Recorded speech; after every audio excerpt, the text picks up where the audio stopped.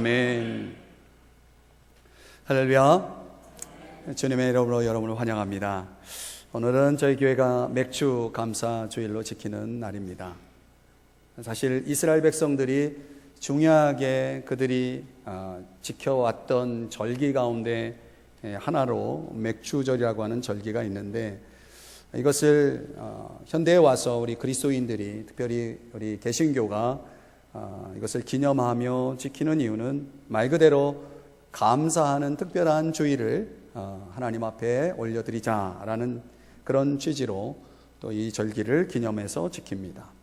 사실은 우리에게 있어서 이 이스라엘 백성들이 지켰던 절기와 우리의 신앙과 어떤 연관성이 있느냐, 어떻게 연결 지을 수 있느냐라고 하는 문제를 간략하게 정리하면 두 가지 단어로 설명할 수 있겠습니다. 첫째는 감사고 두 번째는 기대입니다. 우리가 지내온 날들을 생각하며 우리 마음속에 감사라는 단어가 떠오른다면 그 인생은 축복된 인생입니다. 아멘 하신 분만 감사가 있나요? 예. 여러분의 삶 속에 지나온 날을 돌아볼 때 감사하다라고 했다면, 그렇게 여러분이 그런 생각을 갖는다면 여러분은 참으로 행복하신 분입니다. 오늘을 떠올릴 때 여러분 감사하십니까? 여러분의 삶에 감사가 있습니까? 예, 그렇다면 여러분은 행복하신 분이에요. 그런데 앞으로 우리가 살아갈 날을 생각하며 여러분 낙심이 되십니까? 뭔가 불안하십니까? 아니면 기대가 되십니까? 예, 만약에 여러분의 삶에 미래에 펼쳐질 여러분의 인생을 떠올리면서 기대가 되어진다면 여러분은 참으로 축복되신 분이십니다. 이런 모든 축복 속에 사실은 그 배후에 우리가 감사할 수 있고 우리가 기대할 수 있는 그 배후에 바로 하나님이 계시다는 사실을 믿음으로 고백하는 사람이 할 수 있는 것, 그래서 그것을 표현하고자 지키는 것이 바로 맥주 감사 주일이라고 이렇게 정리할 수 있겠습니다. 자, 여러분, 저와 여러분의 삶 속에 감사와 기대가 넘쳐나기를 주의 이름으로 축원드립니다.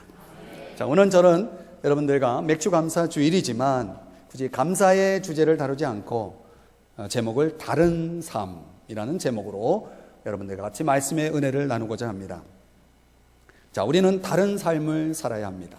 자, 오늘 여러분 말씀을 시작하면서 여러분에게 이야기 하나를 소개하려고 합니다. 미국의 유명한 물류회사가 있는데 지금도 CF에 이렇게 광고가 나오는 회사입니다. 제가 그 회사 이름을 말씀드리지는 않겠습니다. 그 회사에 아주 중요한 법칙이 하나 있다고 합니다. 그 법칙이 뭐냐면 1대 10대 100. 경영학을 공부하시는 분들은 이 용어를 잘 아실 겁니다. 1대 10대 100. 이게 무슨 내용이냐면 그 회사에서 법칙을 하나 정한 것입니다. 어떤 프로젝트를 가지고 개발을 이제 시작할 때 그 개발 단계에서 문제점을 찾아서 바로 즉각적으로 해결을 할 때에 1이라고 하는 비용이 든다는 거예요. 그래서 1입니다.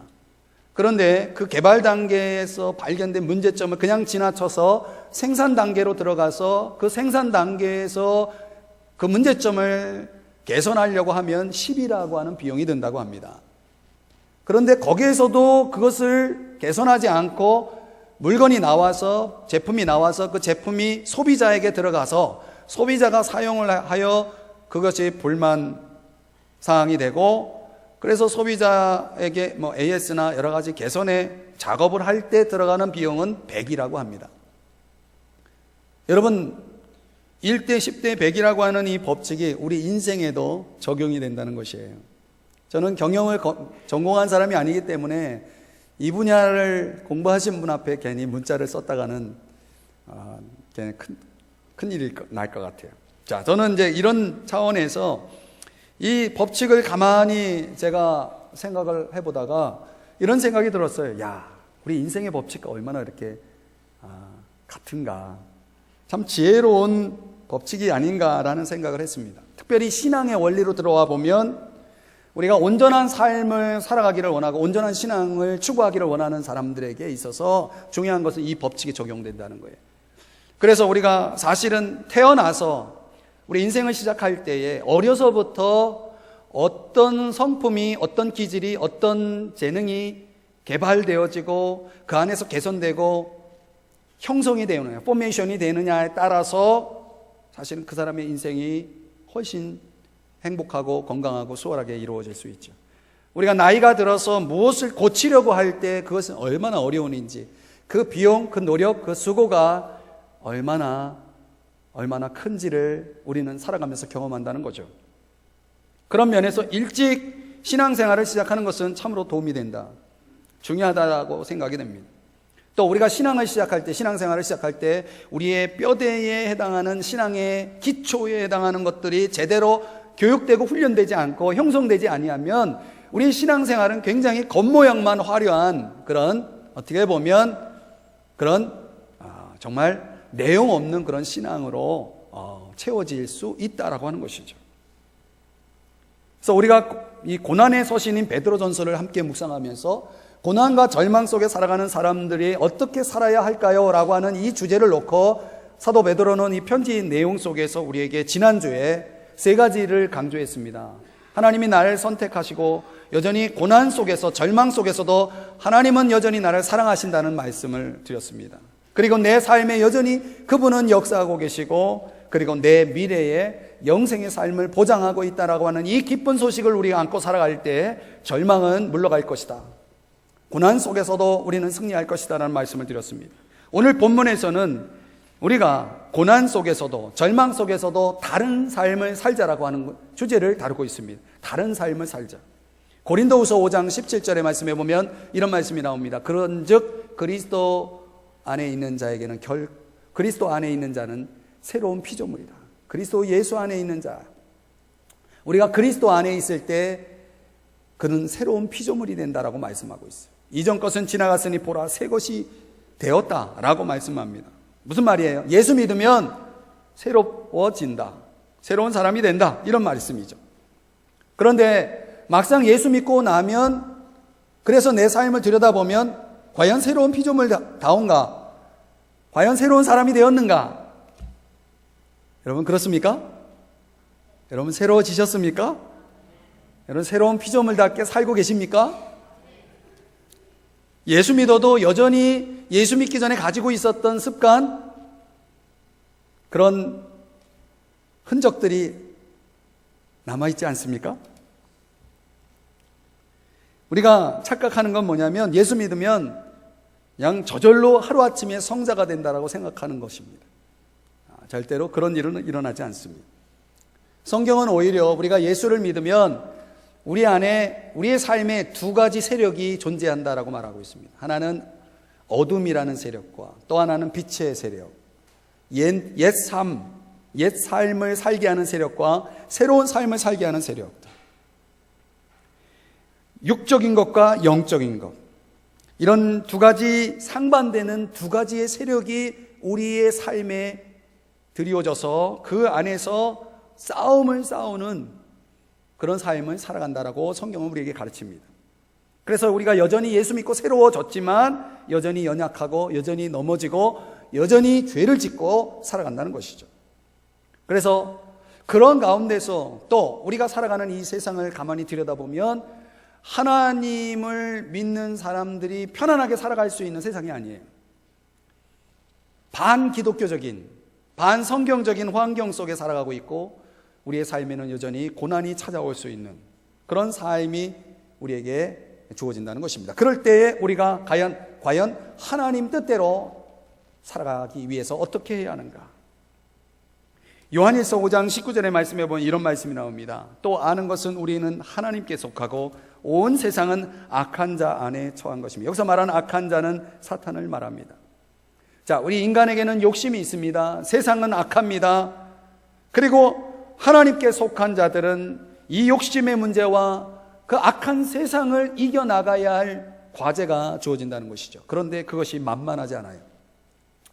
그래서 우리 믿는 자지만, 부끄러운 고백이지만 우리 믿는 자들이 세상 속에서 빗대어 살아가지 못합니다. 그래서 하나님의 영광이 가려질 때가 많아요. 그래서 오늘 성경은 우리가 세상 사람들과 좀 다른 삶을 살자라고 도전하는 것입니다.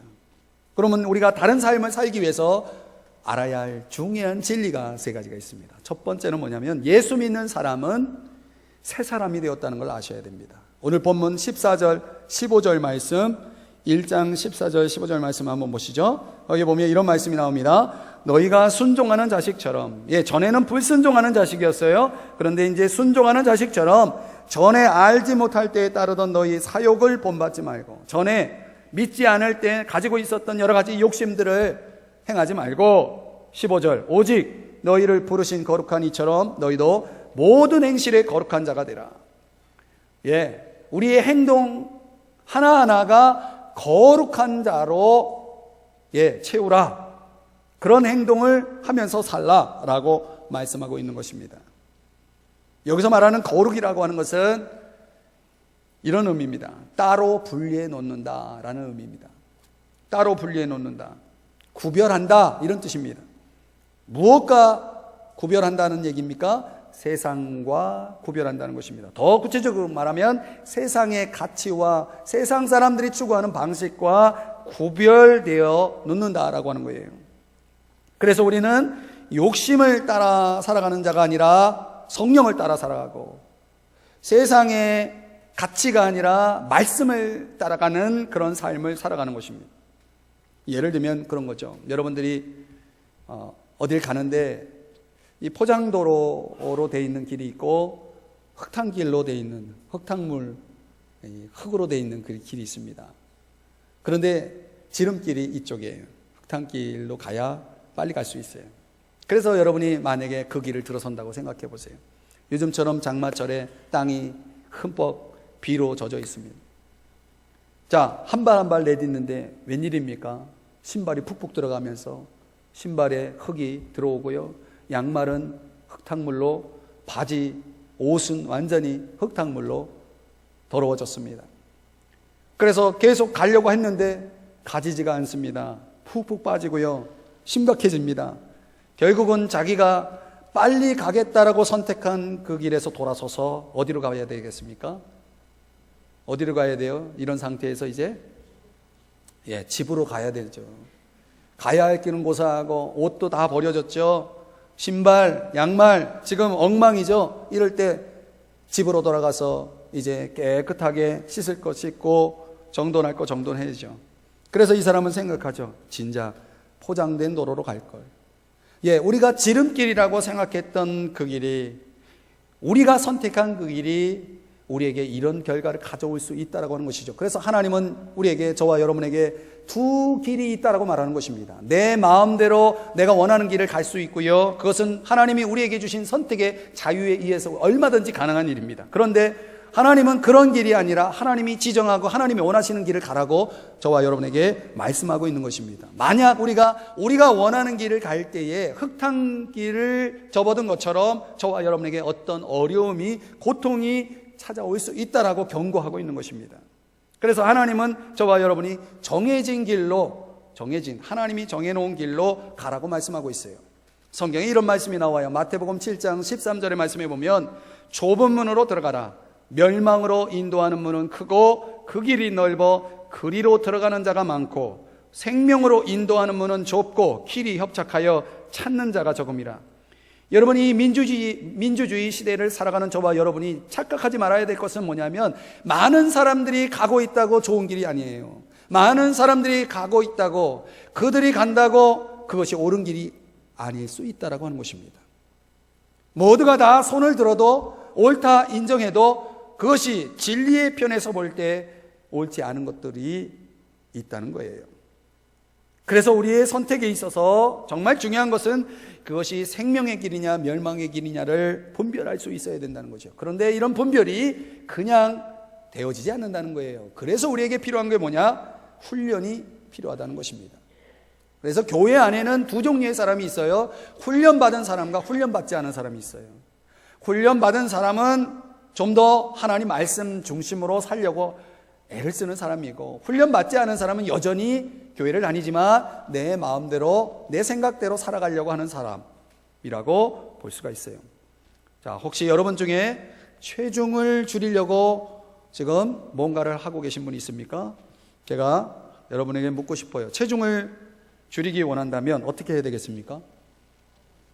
그냥 자연이 될까요? 안 되죠? 어떻게 해야 합니까? 운동을 하시죠? 운동을 오늘은 기분이 괜찮네. 그리고 운동하고 오늘은 기분이 안 좋네. 그 쉬고. 그렇게 한다면 체중이 줄어들까요? 오늘은 땡기네. 그리고 먹고. 오늘은 안 땡기네. 안 먹고. 여러분, 우리가 식생활 가운데서 우리에게 주어져 있는 것들을 우리가 제대로 절제하고, 그래서 우리가 먹을 것 먹고 또 삼가할 것 삼가하는 그런 식의 훈련이 만약 우리에게 없다면 체중은 유지는커녕, 아니 감량은커녕 더 늘어날 것은 불보듯 뻔합니다. 그래서 여러분 생각할 것은 뭐냐면, 저와 여러분이 훈련이라고 하는 차원에서 보면 그것은 참으로 불편하고 힘든 거예요. 그러나 그것은 유익한 것입니다. 아십니까? 우리가 뭔가 결심하고 훈련받고자 무엇인가를 계획할 때에, 그리고 그렇게 하려고 노력할 때에 이상하게 마귀는, 사탄은 그것을 못하게 막는다는 거예요. 자, 한번 여러분 경험적으로 이런 경험이 있지 않습니까? 내가 오늘부터 좀 체중을 줄이기 위해서 오늘 저녁을 먹지 말아야지. 그날따라 웬일이에요? 저녁 먹자고 전화가 오질 않나?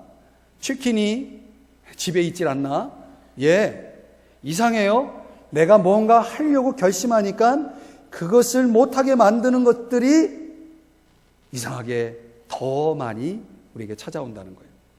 여러분, 우리의 육체의 욕심을 따라 살 때는 몰랐는데 그것을 절제하고 그것을 버리려고 할 때 사람은 이상하게 옛날로 다시 원래대로 돌아가기 쉬운 그런 삶의 유혹들이 많이 찾아온다는 거예요. 그래서 오늘 성경 13절의 말씀에 보면 너희의 마음의 허리를 동이고, 마음을 좀 단단히 먹으라는 얘기죠. 그냥 쉽게 되지 않는다는 얘기예요. 마음을 단단히 먹고 근신하라, 깨어있으라 라고 말하고 있는 것입니다. 저도 가끔 금식을 할 때가 있는데 금식할 때 깜빡 잊고 깨어있지 않으면 먹어버릴 때가 있어요. 그리고 후회하죠. 여러분, 우리가 무엇인가를 결심하는 것도 중요하지만 그것을 지켜나가기 위한 훈련의 과정에서 중요한 것은 깨어있어야 된다는 거예요. 마음을 단단히 먹으라는 것입니다. 두 번째는 뭐냐면, 그럼에도 불구하고 우리의 마음이 그렇게 확고하게 그렇게 갖고 있음에도 불구하고 여전히 우리를 방해하는 적이, 원수가 계속해서 우리의 삶 속에 역사한다는 거예요. 그 원수와 싸워서 이겨야 된다는 거예요. 이기기 위해서는 저와 여러분에게 훈련이 필요하다는 것이에요. 이 세 가지예요. 우리는 새로워졌어요. 그런데 새로워진 만큼 우리의 적이, 우리의 원수가 존재한다는 것. 그리고 그 원수와 싸워서 이기기 위해서는 훈련이 필요하다는 것. 이 세 가지 사실을 우리가 기억해야 한다는 것이에요. 그것을 인식해야 한다는 것이에요. 이런 인식과 함께 저와 여러분이 구체적으로 다른 삶을 살기 위해서 저와 여러분에게 요구되는 세 가지 훈련이 있다는 거예요. 오늘 성경에서 세 가지 훈련을 우리에게 가르쳐 줍니다. 첫 번째는 뭐냐면, 한번 따라 합시다. 사랑하자. 저와 여러분에게 필요한 훈련이 뭐예요? 사랑의 훈련이 필요하다는 것입니다. 그리스인, 헬라인들이 사랑이라고 하는 단어를 사용할 때 네 가지 단어를 사용했다고 해요. 에로스, 우리가 잘 아는 에로스라고 하는 단어는 연인 간의 사랑, 이성적 사랑이죠. 스톨게, 부모의 희생적인 사랑. 필로스, 친구의 우애적 사랑. 아가페, 이것은 가장 고상한 사랑으로 조건 없이 자신의 전부를 주고 상대방의 유익을 구하는 그런 무조건적인 사랑을 가르쳐 아가페 사랑이라고 얘기합니다. 저와 여러분에게 성경이 사랑하라 말할 때는 에로스가 아니고 스톨게가 아니고 필로스가 아니고 아가페 사랑을 원한다는 거예요. 그런데 이 아가페 사랑을 저와 여러분이 훈련하기 위해서는 어떻게 해야 하는가? 22절 말씀입니다. 22절 말씀에 보면 끝부분에 그런 표현이 나와요. 마음으로 뜨겁게 서로 사랑하라. 마음으로 뜨겁게 사랑하라. 22절의 시작은 진리를 순종함으로. 우리가 사랑의 훈련이 필요합니다. 아가페 사랑을 해야 합니다. 그러기 위해서는 진리를 순종해야 돼요. 그리고 우리의 영혼을 깨끗하게 해야 돼요. 그리고 마음으로 뜨겁게 해야 돼요. 마음으로 뜨겁게.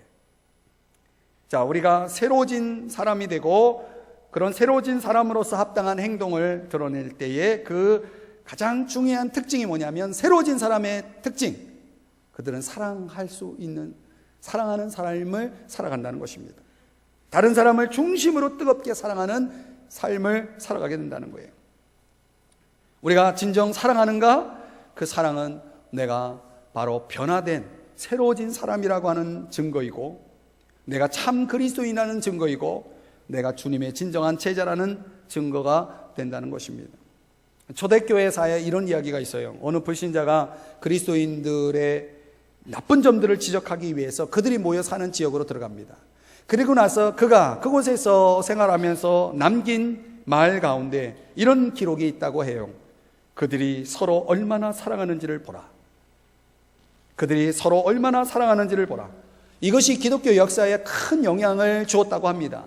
그런데 만일 지금 현재 불신자가, 믿지 않는 사람이 우리 교인들의 회중에 들어왔을 때 그들이 무슨 말을 할까요? 어떤 말을 남길까요? 만약 혹 이런 말을 듣는다면 큰일 나겠죠. 그들이 얼마나 싸우는지 보라.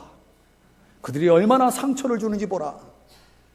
여러분, 우리 그리스도인들이 변화되었다는 증거가 뭡니까? 우리가 사랑할 수 있다는 거 아닙니까?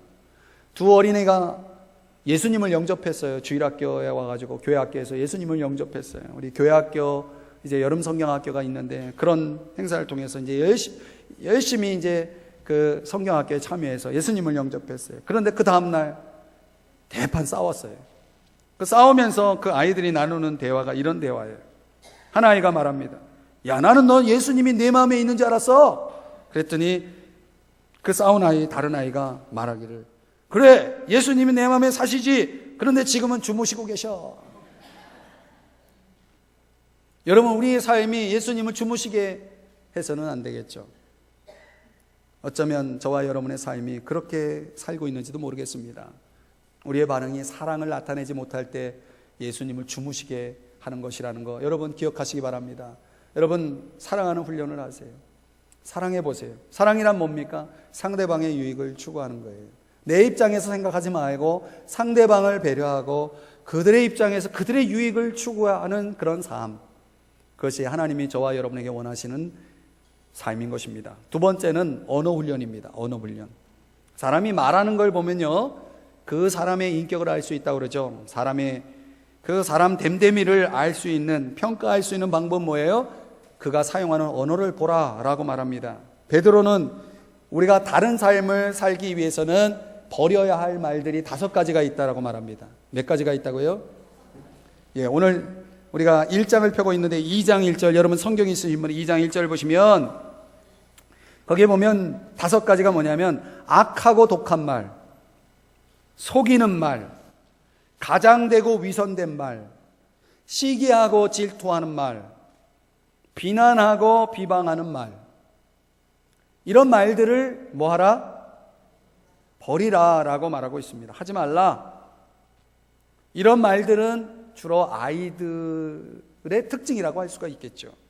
영적인 아이들은 이런 말들을 사용할 수 있어요. 그래서 오늘 성경은 이런 말들을 버려라 라고 말하고 있는 것입니다. 많은 사람들이 사랑하는 훈련을 하게 되면 당연히 언어가 바뀌어요. 말이 바뀌어요.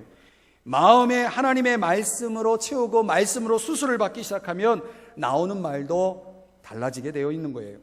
성경의 마태복음 12장에 보면 이런 말씀이 나와요. 이는 마음에 가득한 것을 입으로 말함이라. 입으로 말하는 게 어디 있어요?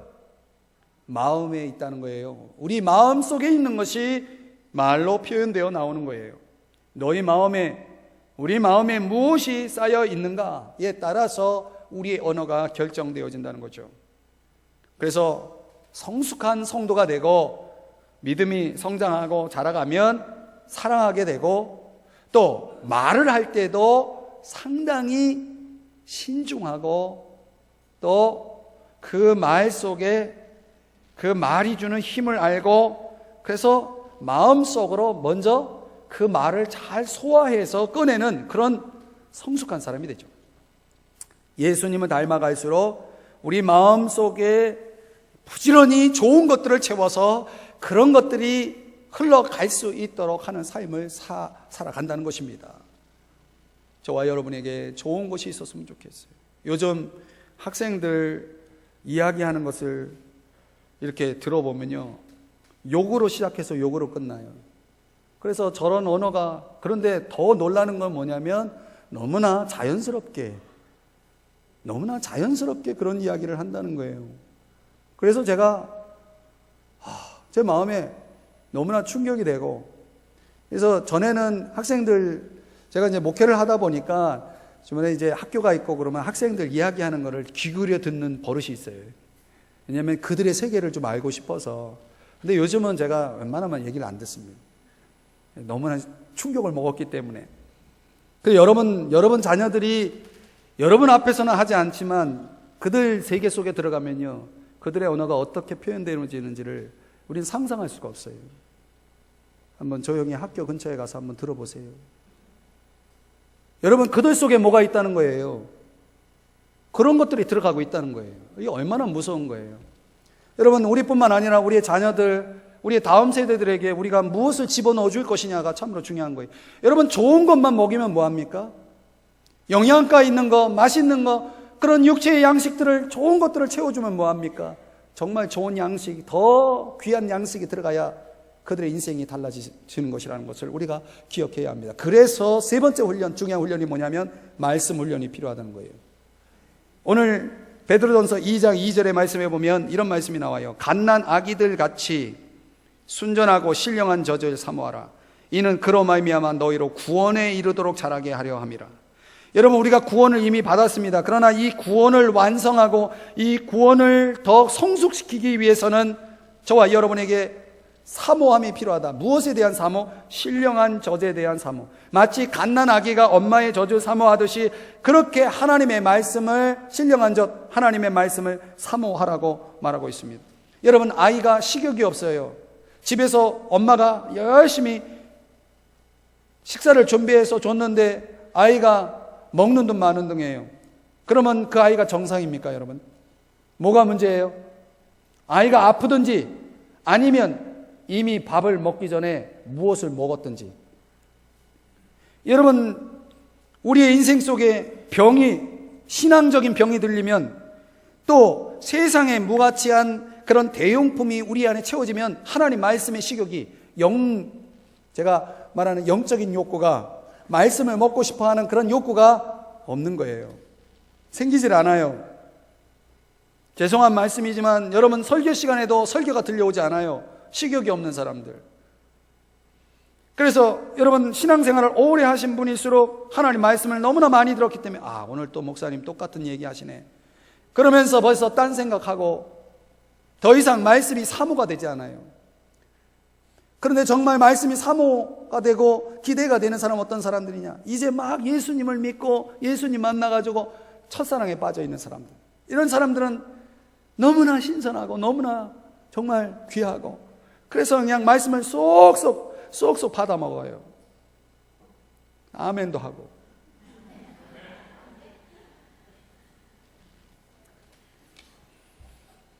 그렇다고 뭐 여러분에게 아멘 소리 들으려고 제가 그런 거 아니에요. 아멘은 여러분의 유익을 위해서 하라는 거예요. 미국의 그레이스 커뮤니티 처치라고 하는 교회를 목회하는 존 메가더 목사님이라는 분이 있습니다. 이분은 책이 아주 좋은 책들이 많아요. 그런데 이분 교회를 가면 여러분 기절할 거예요. 이 교회는 예배 시간이 2시간이에요. 그런데 다른 순서는 10분밖에 안 돼요. 10분도 채 안 돼요. 그러면 거의 2시간 동안 뭐 하냐? 2시간 동안 성경을 가르친다는 거예요. 예배 시간에 성경을 2시간 동안 가르친다는 거예요. 2시간 동안. 그런데 이 2시간 동안 놀라는 일은 뭐냐면, 그 교회가 한 수천 명이 모이는데 그 수천 명이 한 사람도 자리를 떠나지 않는다는 거예요. 오늘부터 제가 2시간 동안 여러분들에게 제가 설교를 한다면, 여러분 죄송해요. 여러분의 수준을 너무 낮게 생각한 것 같아요. 여러분, 우리가 말씀이 사모가 되면 1시간이든 2시간이든 3시간이든 집중할 수 있는 거예요. 우리가 뭔가 몰두할 수 있다라고 하는 것은 그만큼 그 마음에 뭐가 있는 거예요? 사모함이 있는 거예요. 여러분, 제가 청년회 때 당구를 배워보니까요, 참 당구를 사모하기 시작하니까 모든 사물이 당구로 보여요. 그거 아십니까 여러분? 사람이 마음에 사모함이 있다는 게 이게 그래서 무서운 거예요. 무엇을 사모하느냐에 따라서 모든 것이 그렇게 보이는 거예요. 모든 것이 그것만을 위해 존재하는 거예요. 밥상도 당구대로 보이고, 그릇도 당구 이 공으로 보이고 말이죠. 수리쿠션을 어떻게 돌려야 할지 고민하게 되고, 모든 사물이 그렇게 보이는 걸 보면서 제가 예수 믿고 나니까 하나님 말씀이 어딜 가도 하나님 말씀, 여기 가도 하나님 말씀, 저기 가도 하나님 말씀, 하나님 말씀이 그렇게 사모가 돼요. 여러분 속에 그런 사모함이 있기를 주의 이름으로 축원드립니다. 주일 아침 설교를 듣는 것이 여러분에게 유일한 말씀이라면 여러분 죄송합니다. 여러분 건강한 신앙생활을 하는 게 아니에요. 제대로 된 신앙생활이 아닙니다. 매일매일 하나님 말씀이 여러분에게 있어야 돼요. 중세기에는요, 성경이 요 강단에만 있었어요. 성경이 유일하게 이 강단에만 있었기 때문에 성경 말씀을 접하려면 교회를 가야 했고, 교회에서도 그 신부가 딱 이런 의복을 입는 분이, 그분이 말씀을 전해줘야 들을 수 있는 시대가 있었어요. 그런데 지금은 모든 사람이 다 성경을 접할 수 있는 거예요. 성경은 저와 여러분이 바르게 살아갈 수 있는 삶을 가르쳐줍니다. 성경은 우리를 온전한 하나님의 사람으로 만들어줍니다. 성경은 저와 여러분을 거룩하게 만들어줍니다. 다른 삶을 살아가게 해준다는 것입니다. 그래서 여러분, 우리가 말씀의 훈련을 받는다는 건 쉬운 일이 아니에요. 그러나 그것은 참으로 가치 있고 유익한 것입니다. 세계적인 부자 빌 게이츠가 자신의 성공의 이유를 이야기하면서 자신이 가지고 있는 성공 습관을 하나 가르쳐 주는데, 이런 습관이 있대요. 그에게 다른 사람의 좋은 습관을 내 습관으로 만들자. 그런 다른 사람이 가지고 있는 좋은 습관이 있다면 그거를 내 습관으로 결국 만들어 버리고 만다는 거예요. 새로운 생각, 새로운 도전의 의식을 가진 사람들이 가지고 있는 습관이라면 그것을 꼭 자기 것으로 만드는 탁월한 능력을 가진 사람이 바로 빌 게이츠라는 사람이래요. 여러분, 우리도 성공의 습관을, 인생의 성공의 습관을 갖는 사람이 되어야 하는 것입니다. 말씀을 정리해 보도록 하겠습니다. 요즘 사람들은요, 유행, 트렌드를 굉장히 중요시합니다. 그래서 직업이든 창업이든 문화든 떴다 하는 콘텐츠가 나오면 그것을 너나나 할 것 없이 다 그것을 따라합니다. 그런데 여러분 잘 아시는 세계적인 스타로 지금 이름 날리고 있는 싸이라고 하는 연예인이 있습니다. 근데 이 싸이라는 사람이 뜨기 전에, 몇 년 전에 그가 한 말이, 이런 말이 있어요. 그가 한 말을 그대로 읽어드리면 이런 말이에요. 트렌드라고 하는 말은 참 매력적이지만 야속한 단어다. 트렌드는 간사하며 자주 바뀌며 심지어 지구의 자전축처럼 자꾸 바뀌지만 브랜드는 바뀌지 않는다. 그래서 싸이가 자기는 트렌드를 추구하지 않고 브랜드를 추구하겠다라고 하는 그런 의식을 가지고 자기만의 브랜드를 만들기 위해서 노력했더니 지금의 싸이가 되었다는 이야기를 제가 들었어요. 여러분, 우리가 세상 사람들이 추구하는 트렌드라고, 그들이 추구하는 유행이라고, 그것이 다 사람들이 다 너나 할 것 없이 그런 것들에 기웃거리고 그런 것들을 추구한다 그러면, 저는 여러분들에게 오늘 이런 도전을 마지막으로 던져드리고 싶은 거예요. 우리 믿는 자들이 추구할 것은 트렌드가 아니라 브랜드다. 우리 믿는 사람들만이 가질 수 있는 브랜드가 필요한 거예요. 그 브랜드를 가지고 우리가 추구하고 그런 거를 추구하고 살아가면 세상 사람들이 트렌드를 쫓다가 새로운 부각되는 브랜드를 보면서 놀라지 않을 수가 없는 거죠. 저와 여러분이 가져야 할 브랜드는 무엇일까? 사랑의 브랜드가 필요한 것입니다. 사랑하는 브랜드가 필요해요. 상대방의 유익, 믿는 자는 적어도 상대방의 유익을 추구하는 사랑이라는 브랜드를 가지고 있어야 됩니다. 또 좋은 언어의 브랜드를 가지고 있어야 돼요. 어디에 이런 글이 있다고 그래요? 화내도 하루, 웃어도 하루. 여러분, 맞는 말이에요. 주어진 똑같은 하루를 살면서 왜 화를 내요? 웃으면 안 돼요? 불평과 부정과 비방의 말 대신 감사와 긍정과 격려의 말을 쓰면 안 될까요? 사람은 칭찬으로 춤을 추고 격려로 삶을 긍정한다고 그래요. 저와 여러분이 이왕 똑같은 이 입을 사용한다고 한다면 이 입이 저와 여러분이 좋은 도구가 되어서 다른 사람들의 힘을 주고 용기를 주고 다른 사람들을 살릴 수 있는 그런 언어를 사용하는 브랜드를 가지시기를 주의 이름으로 축원드립니다. 말씀의 브랜드가 필요합니다. 그래서 저는 여러분들이 매일 성경을 읽으라는 것을 도전하고 싶어요. 제발 성경 좀 읽어요. 부탁이에요. 성경하고 뭐 원수졌어요, 여러분. 그 먼지나는 성경 가져오지 마시고 좀 성경을 가까이 하면서 하나님이 여러분에게 무엇을 말씀하시는지 좀 귀 기울여 들으시고 그 말씀대로 한번 살아보세요. 그것은 흙탕길이 아니라 인생의 포장도로예요. 여러분이 그것을 그 길로만 가면 생명의 길이 기다리고 있고 축복의 길이 기다리고 있는 거예요. 하나님 말씀을 가까이 하시는 여러분 되시길 주의 이름으로 축원드립니다. 기도하겠습니다.